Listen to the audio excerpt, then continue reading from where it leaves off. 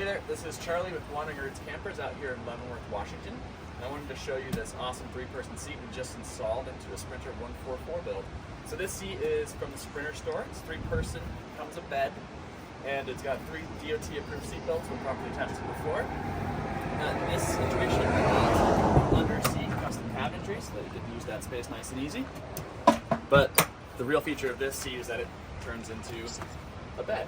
And it's really comfortable for me. I'm 6'4", and it's very nice sitting in this seat.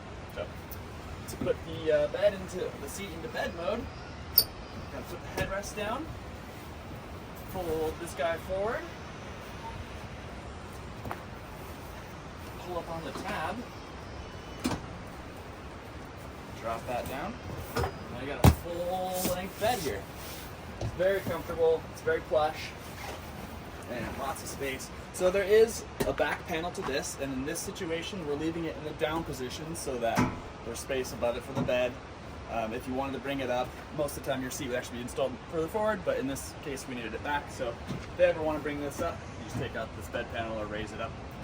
Anyway, this thing is awesome, and I hope you enjoy. So if you ever have any questions, just let us know.